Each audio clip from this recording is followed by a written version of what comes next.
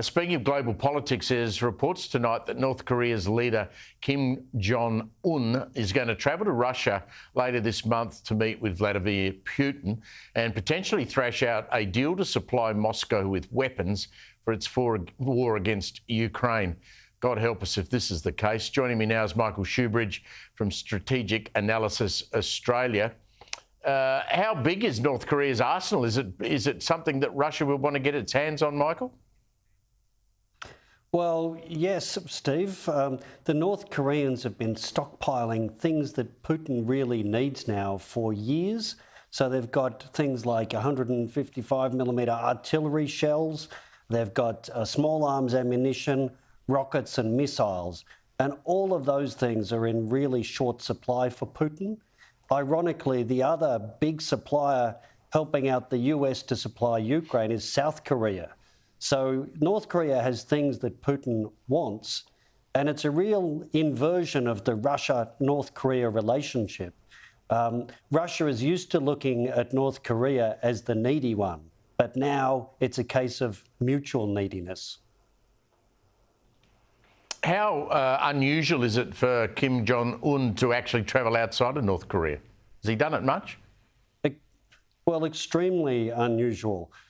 He last met Putin in 2019 when he went in his armoured train, his preferred means of transport, to Vladivostok, the same place that we're speculating he will meet Putin again.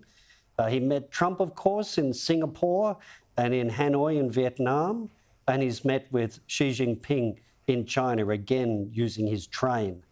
And we probably won't hear much about their travel itineraries because Putin and Kim are as secretive as Richard Marles about their personal movements, but they've probably got more reason to be than he does.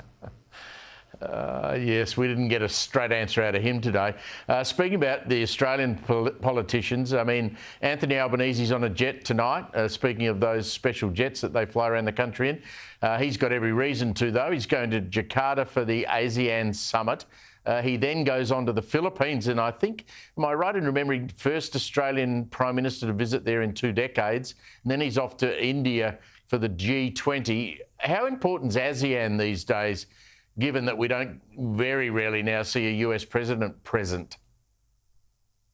Well, I think Malcolm Turnbull met with the Philippines leader. I think he visited Philippines too, so it's not quite as epic as all that. But ASEAN itself is wondering how relevant it is. For years, they've talked about ASEAN centrality, but now pretty influential figures like former Indonesian Foreign Minister Marty Natalegawa are saying ASEAN is in the driver's seat, but it doesn't know where to go. So ASEAN is being worked around, and probably the bilateral relationships, like the one between Australia and the Philippines, are more important. So what can we expect to be achieved at ASEAN, and where do you place that in importance up against the G20 meeting? Well, I think ASEAN, its real challenge is to be relevant again, and we shouldn't expect too much. They can't resolve the challenge of China in the South China Sea or their internal ASEAN challenge of Myanmar and the enormous abuses committed by the military junta there.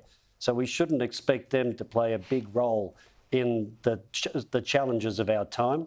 The G20 will be paralysed by Putin. He's saying he'll veto a declaration that doesn't talk about the Ukraine war from his point of view. So really, it's a chance for leaders to meet each other in the sidelines of these big forums.